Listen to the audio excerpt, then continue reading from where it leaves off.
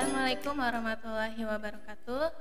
Kali ini saya akan menjelaskan bab gaya dan hukum Newton. Nah, sebelumnya apa sih gaya? Waktu SMP kan udah pernah dipelajari ya, bahwa gaya itu banyak, ada gaya tarik, gaya dorong, gaya pegas, gaya magnet gitu. Nah, apa sih gaya? Secara sederhana, gaya itu adalah tarikan atau dorongan yang diberikan ke suatu benda. Nah, seperti ini contohnya. Nah, gaya itu bisa mempengaruhi benda tersebut. Nah, pengaruhnya apa? Pertama, benda diam jadi bergerak, benda bergerak jadi bertambah kecepatannya, bisa juga berkurang kecepatannya, bisa juga berhenti bergerak. Kemudian berubah arah dan berubah bentuk. Nah, berubah bentuk itu seperti kalian main plastisin, itu kan di kalian bucuk-bucuk itu kan ya. Nah, itu tuh membuat plastisin itu berubah bentuk. Nah, untuk nomor 1, 2, dan 3 kita akan bahas ya.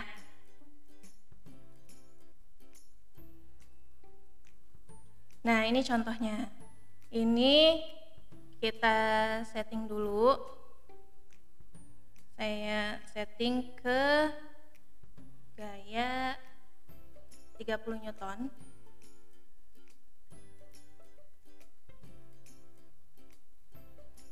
Nah, ini kan bendanya awalnya diam ya. Ini frictionnya atau gaya geseknya saya hilangkan. Ini awalnya diam, terus dikasih gaya, maka bendanya bergerak. Nah, lihat nih, ini kecepatannya terus bertambah. Seperti halnya poin 2. Terus bertambah. Nah, ketika arah gayanya saya rubah, gayanya dikurangi, kemudian arah gayanya saya rubah ke arah sebaliknya, maka yang tadinya kecepatannya tinggi berkurang. Kenapa? Karena kan dia dapat perlawanan gaya ke arah yang berbeda, sehingga kecepatannya berkurang. Kemudian lama-lama berhenti.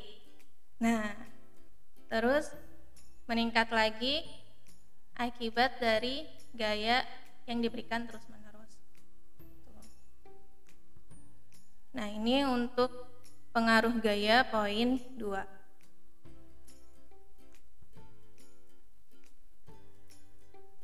Nah, ini kalau gayanya hilang, benda yang bergerak akan tetap bergerak seperti tadi.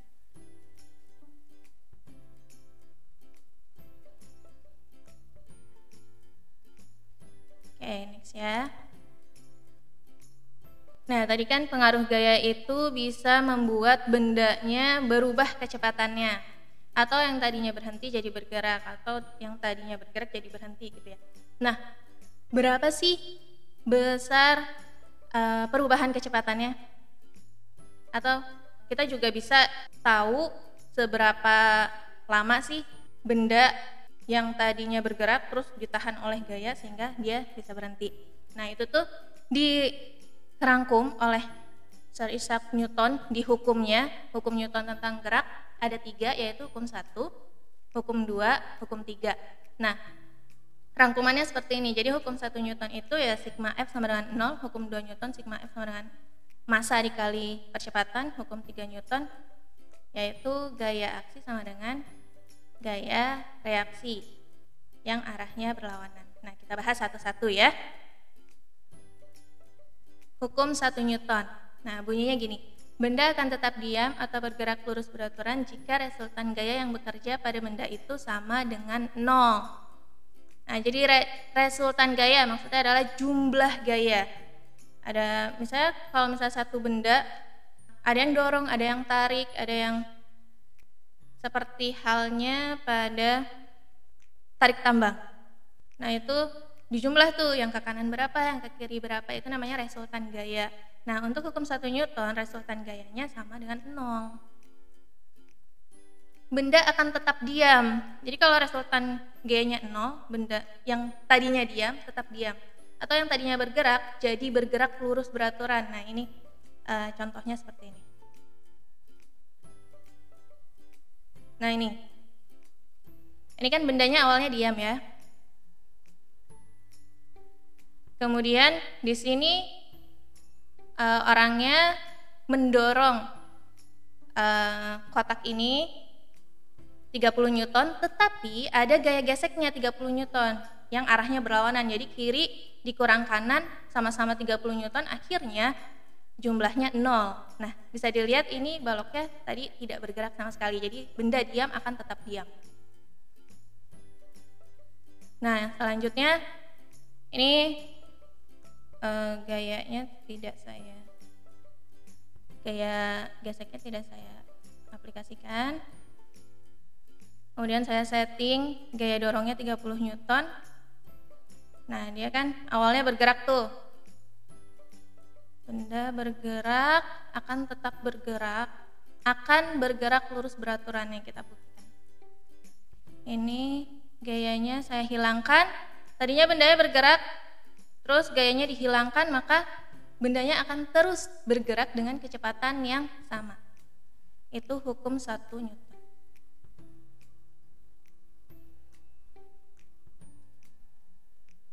Selanjutnya hukum 2 Newton. Hukum 2 Newton bunyinya seperti ini. Percepatan yang dihasilkan oleh resultan gaya yang bekerja pada suatu benda berbanding lurus dengan resultan gaya dan berbanding terbalik dengan massa benda.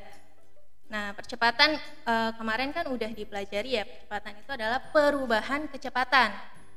Jadi kalau misalnya kecepatannya nambah, berarti di situ ada percepatan yang nilainya positif. Nah, kalau kecepatannya berkurang, di situ ada percepatan yang nilainya negatif, atau waktu itu kita pakainya kata perlambatan ya. Percepatan yang dihasilkan oleh resultan gaya, nah jumlah gaya yang bekerja pada suatu benda berbanding lurus. Jadi kalau berbanding lurus itu artinya gini. Resultan gayanya besar menyebabkan percepatannya besar. Resultan gayanya kecil menyebabkan percepatannya kecil. Dan berbanding terbalik dengan massa benda. Berbanding terbalik itu gini. Kalau massanya besar menghasilkan percepatan yang kecil. Kalau massa bendanya kecil menghasilkan percepatan yang besar. Nah, jadi kesimpulannya saling terbalik. Nah, dari pernyataan ini dirumuskan bahwa percepatan A sama dengan resultan gaya dibagi massa. Ini contoh gambarnya. Nah, ini gaya geseknya saya hilangkan. Massa bendanya 50 kg ya. Terus saya aplikasikan gaya sebesar 30 Newton. Maka percepatannya berapa nih? Oh, ternyata percepatannya 0,6 meter per second kuadrat. Nah, sesuai ya sama rumus yang tadi bahwa A sama dengan gaya dibagi massa. Gayanya 30 Newton, massanya 50. Berarti 30 bagi 50 hasilnya 0,6. Oke, kita lanjut. Kalau kita ganti bendanya, kita ganti bendanya jadi lebih, kita ganti gayanya lebih besar, maka percepatannya jadi lebih besar. Nah, ini yang dibilang bahwa berbanding lurus. Kalau gayanya diperbesar, maka percepatannya makin besar. Besar menyebabkan besar. Itu berbanding lurus.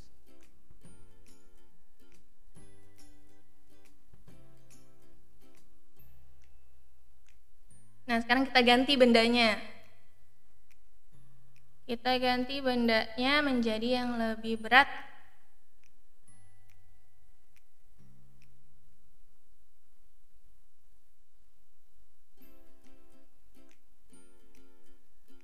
Nah, ini gaya geseknya kita hilangkan.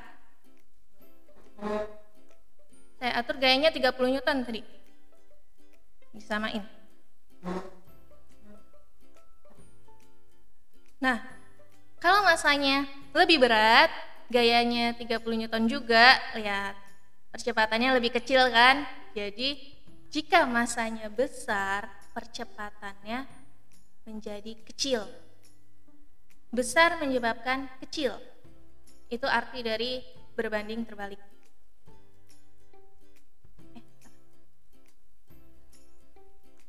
Kemudian gayanya saya perbesar, maka percepatannya sekarang 0,5. Lebih kecil ya daripada yang masanya kecil. Nah, terus sesuai juga ya dengan rumus tadi bahwa percepatan sama dengan jumlah gaya dibagi massa. 50 dibagi 100 hasilnya 0,5.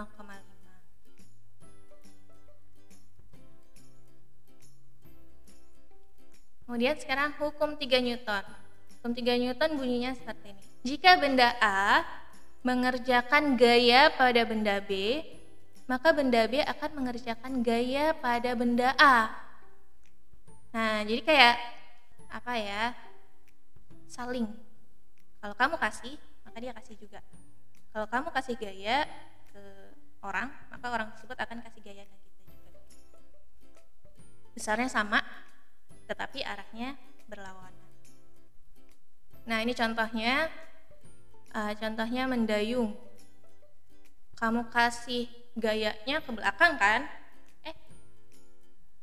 Perahunya malah ke depan. Dengan jumlah yang sama, jumlah gaya yang sama. Terus ketika kamu berenang, kamu tangannya ke belakang, badannya ke depan. Jadi aksinya ke belakang, reaksinya ke depan, arahnya berlawanan dengan besar gaya yang sama. Begitu juga ketika kamu mendorong tembok, kamu dorong yang kuat, malah badan kamu yang ke belakang, ya kan?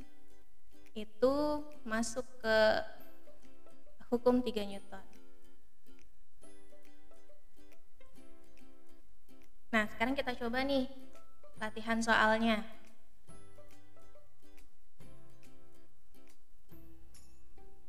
Sini ada 4 soal yang nanti tiap soal ada beberapa soal lagi. Nomor 1 itu gaya mendatar, gaya lurus mendatar pada bidang datar. Kita simak videonya ya. Nah, sekarang kita bahas soal tentang hukum Newton. Nah, di sini ada beberapa soal sederhana. Langsung aja ke nomor 1, ada sebuah balok ditarik oleh gaya F yang tidak diketahui berapa nilainya. Nah, balok masanya 8 kg sehingga mengalami percepatan sistem 10 meter per second kuadrat. Maka gaya yang harus diberikan sebesar berapa Newton? Nah, di sini kan tentang gaya ya, berarti tentang hukum 1 Newton, 2 Newton, atau 3 Newton. Nah, bagaimana kita memilihnya? Di sini kita lihat bahwa benda tersebut mengalami percepatan. Oh, berarti itu hukum 2 Newton. Nah, hukum 2 Newton kan rumusnya sigma F sama dengan M kali A ya. Di sini ada berapa sih F-nya? Ternyata cuma 1, dia doang yang tidak diketahui. Ya udah, berarti F yang tidak diketahui sama dengan massa. Massanya dalam kilogram, di sini sudah ada 8 kg. A itu adalah percepatan, yaitu 10 meter per second kuadrat, sehingga gaya tariknya ternyata 80 Newton. Kita ke nomor 2, ke soal yang kedua. Nah, sekarang F-nya diketahui nih. Jadi sebuah balok ditarik oleh gaya 128 Newton.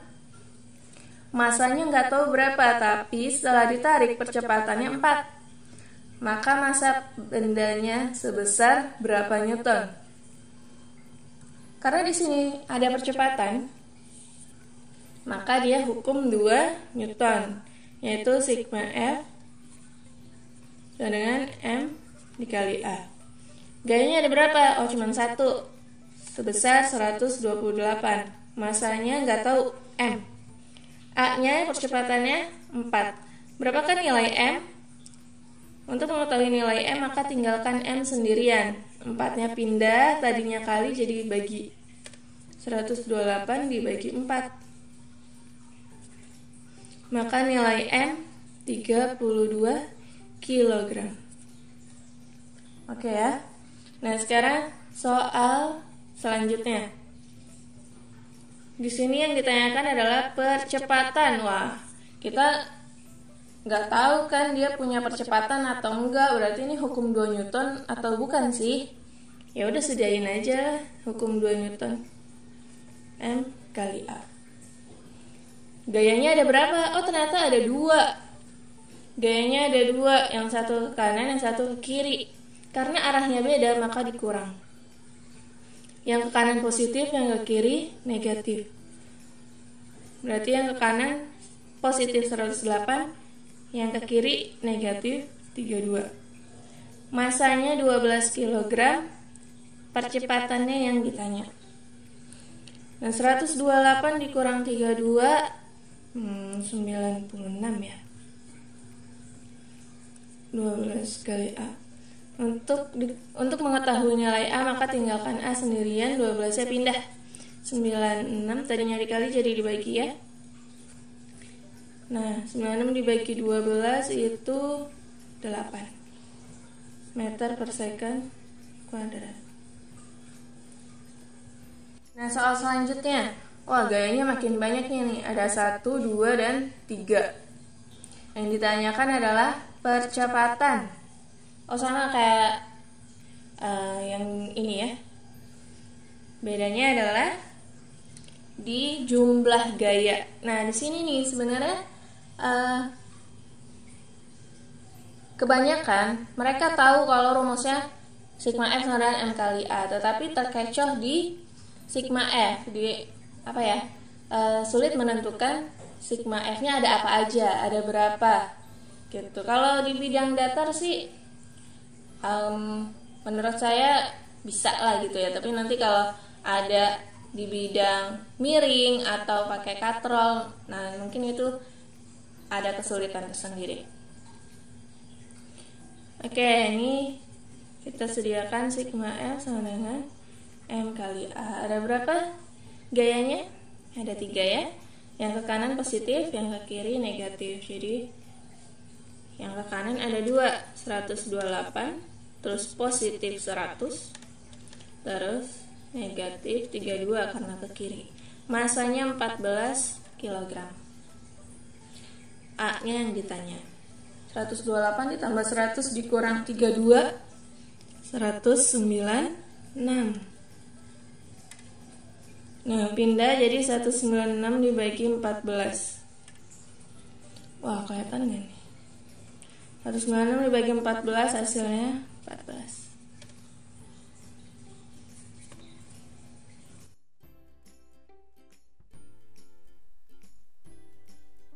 Nah, jadi intinya tuh kalau untuk mengerjakan latihan soal tentang gaya, kalau tentang gaya maka kamu ingat hukum Newton.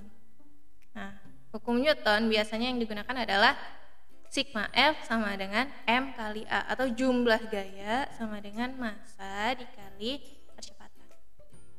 Nah, sekarang latihan kedua, gaya miring. Jadi gayanya miring gitu, tarikannya miring gitu pada bidang datar.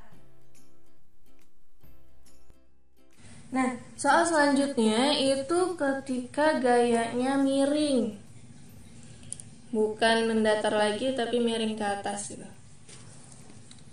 Nah, berapakah percepatan sistemnya? Nah, kalau gayanya miring seperti ini maka tidak sama jika kita mengarahkan gayanya lurus mendatar. Kalau miring ke atas maka ada apa ya, tidak maksimal gitu ya, tarikannya tidak maksimal daripada yang mendatar.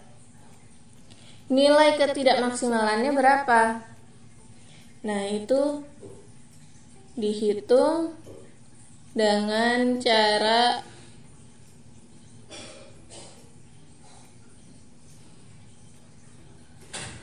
pakai perbandingan trigonometri. Apa itu perbandingan trigonometri?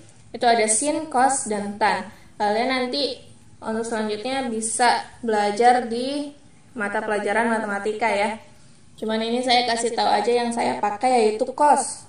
Kenapa kita pakai cos? Karena seharusnya gayanya mendatar gitu. Nanti kalau misalnya seharusnya gayanya naik atau turun, maka itu pakainya sin.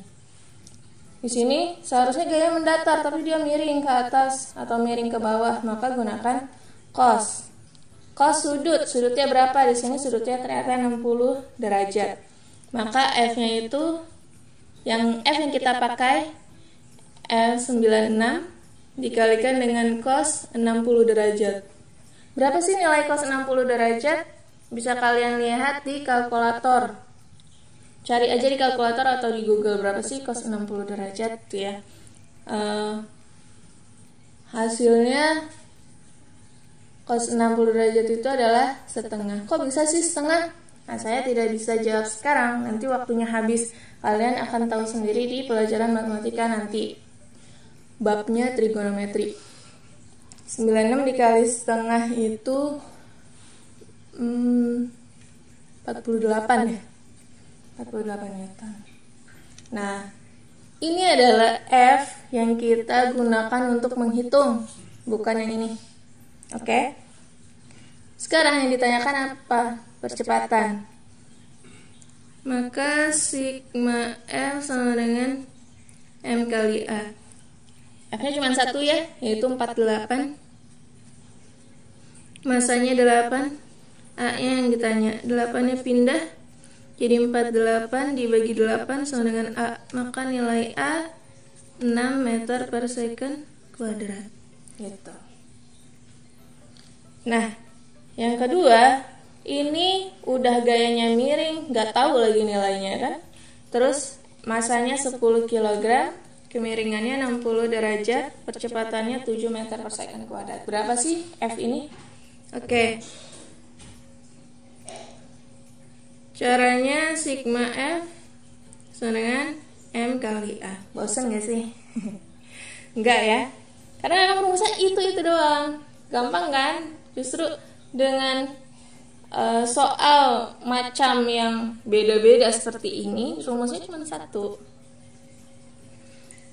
Oke, F-nya cuma ada satu, M-nya 10, A-nya percepatannya 7. Ini 70 Newton. Ini adalah F yang dipakai. Yang ditanyakan adalah F tariknya. Kalau gitu kita ke rumus yang ini. F sama dengan F cos. Ini adalah F yang dipakai. Ini adalah F tarik. Saya bedain aja ya, F tarik gitu. F yang dipakai 70. F tariknya yang kita pengen ketahui, cosnya 60 derajat. Berapa tadi cos 60? Setengah ya. 70 FT setengah. Setengahnya pindah.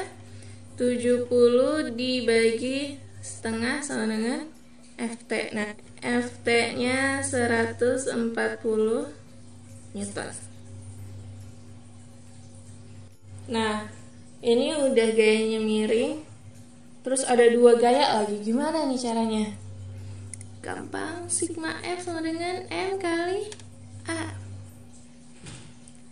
Sigma F ada dua ya. Yang miring satu, yang mendatar satu. Nah, yang miring kita ketahui dulu berapa gaya yang dipakai, yang terpakai. Kemiringannya berapa? Oh, 60 juga. Cos 60 setengah, 160 kali setengah 80 Newton.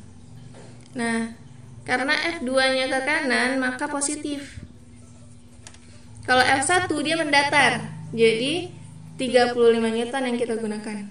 Karena ke kiri dia negatif. 35. Masanya 9, A-nya yang ditanya. 80 dikurang 35 45 ya. Untuk mencari A, 9-nya pindah jadi 45 bagi 9, hasilnya meter per second kuadrat. Itu. Nah,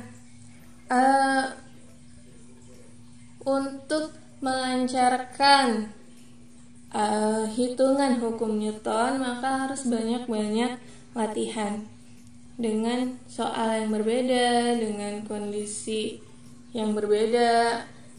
Kayak ini nih. Ini ada 2 balok dihubungkan dengan tali terus ditarik gitu.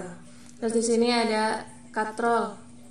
Enggak melulu tentang balok yang ditarik oleh beberapa gaya. Nah, ini saya lewat ya, langsung ke sini. Di sini ada 3 gaya. Yang miring 300, ini 60, ini nggak tahu berapa. Kemudian kemiringan yang ini 60 derajat. Ternyata percepatan sistemnya menjadi 6 meter per second kuadrat. Pertanyaannya, berapa gaya ini? Lagi-lagi sigma F sama dengan M kali A. Nah, kita cari dulu F3. Gaya yang dipakainya berapa? 300 cos 60. Cos 60 setengah ya. Maka ini 150 Newton. Oke. Terus sigma F-nya pakai warna lain aja. Yang ke kanan positif 150 ya.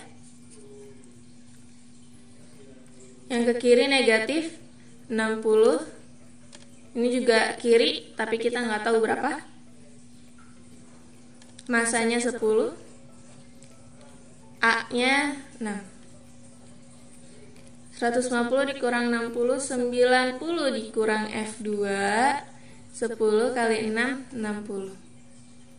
Nah, kalau mau nyari F2, tinggalkan F2 sendirian, 90-nya pindah. Tadinya ini sebuah penjumlahan ya, 90-nya positif, pindah jadi negatif. 60 dikurang 90, min 30. Min ketemu min plus, jadi F2 sebesar 30 Newton.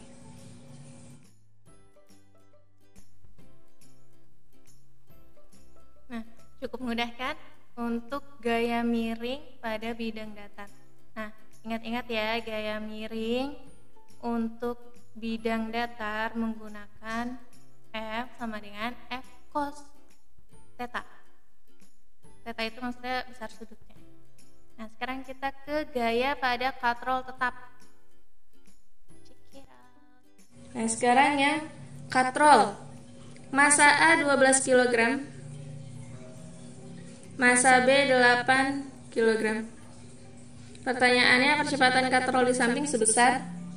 Nah, sebelum kita ke percepatan, nilai percepatan, ini kita lihat dulu arahnya kemana. Karena A lebih berat, maka dia arahnya ke bawah dengan percepatan yang akan kita cari. Kemudian ini kan gak ada gaya tariknya ya. Kayak ini ada gaya tarik. Ini yang menarik siapa? Yang menarik adalah gravitasi.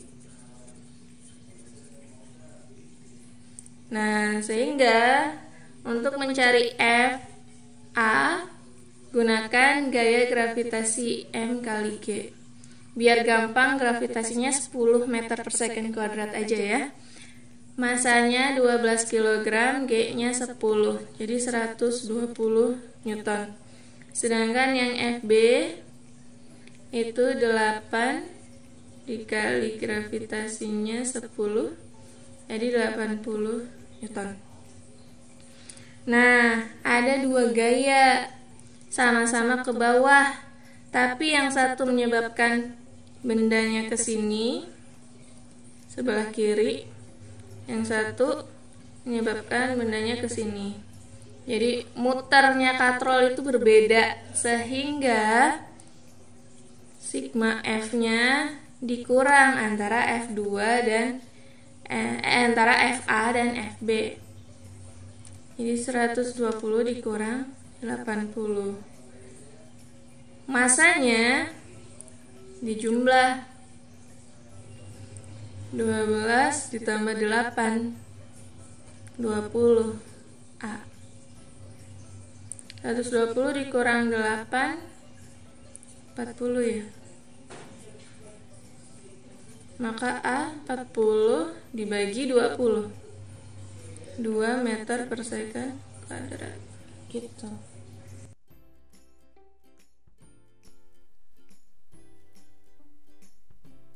Oke, sekarang gaya pada dua benda yang dihubungkan tali. Kita lanjut soal seperti ini. Jadi ada dua buah benda dihubungkan dengan tali kemudian ditarik oleh gaya. Pertanyaannya, berapakah percepatan sistem tersebut gitu. Nah, gimana caranya? Ya balik lagi, sigma F sama dengan M kali A. Nah, gayanya ada berapa nih di sini? Yang narik cuma satu kan? Jadi gayanya 100 Newton doang. Masanya itu digabung, yaitu 14 ditambah 6. Karena si gaya ini kan menarik dua benda ya, jadi masanya dijumlah. Kali A. 14 tambah 6, 20 kali A. Maka A 100 bagi 20, yaitu 5 meter per second kuadrat. Nah, kemudian selanjutnya pada nomor di atas ini maksudnya besar gaya tahan tali adalah ini nih. Gaya tahan tali atau beberapa soal kalian searching di Google, dia ngomongnya berapa besar tegangan talinya. Seberapa besar tali ini menegang gitu, berapa newton. Nah, kalau pertanyaannya seperti ini, kalian bisa ambil frame benda belakang saja atau frame benda depan. Nah, kalau menurut saya lebih mudah ambil frame benda belakang. Nah, kemudian kita gambar lagi nih di sini. Ini M sama dengan 14 kg. Ini T-nya. Nah, gitu. Nah, kalau kayak gini kan gambarnya seperti nomor-nomor awal ya tadi, sehingga sigma F sama dengan M kali A. T ini adalah gayanya, M-nya 14, A-nya adalah percepatan sistem, yaitu 5. Maka nilai T 70 Newton. Nah, kalau ambil frame depan, boleh juga. Saya di sini ya nulisnya. Jadi di sini M-nya 6, ada gaya 100 ke kanan, gaya ke kirinya si T gitu. Sehingga sigma F sama dengan M kali A dengan gaya ada 2, yaitu ke kanan 100, ke kiri T. Nah, kan di sini karena nariknya ke kanan, maka bergeraknya ke kanan ya. Jadi kanan duluan yang ditulis, dikurang T. Masanya 6, A 100. A-nya ini kan percepatan sistem 5 ya. Sini 5. 100 dikurang berapa? Hasilnya 30. Jawabannya 70. Ternyata sama kan? Jadi boleh ambil frame belakang, boleh ambil frame benda depan gitu. Nah, lagi. Nah, sekarang di sini gayanya ada F1 ke kiri dan F2. Gedean mana? Gedean F2 ya. Berarti kita pastikan kalau geraknya ke kanan.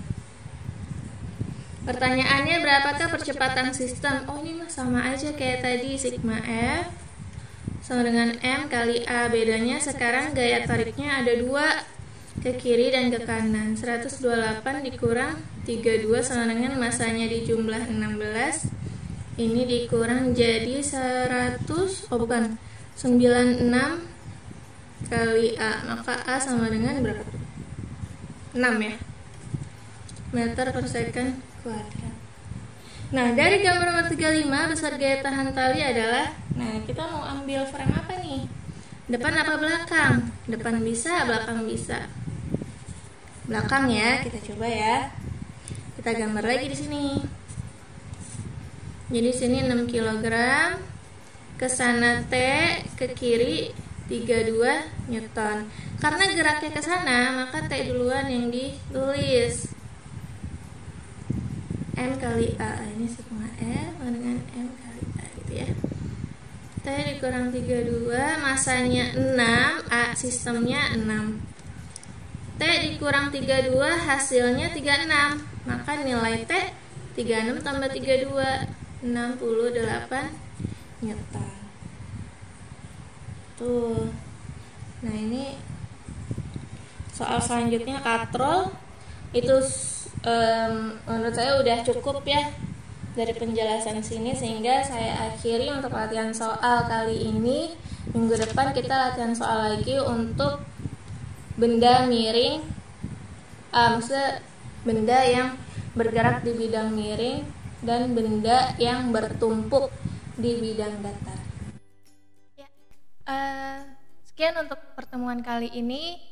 Pertemuan selanjutnya kita akan lanjutkan untuk gaya pada bidang miring dan gaya pada katrol. Kita lanjutkan karena katrol bentuknya tidak seperti itu aja. Terus ada juga gaya pada benda yang bertumpuk. Oke, sekian untuk kali ini. Assalamualaikum warahmatullahi wabarakatuh.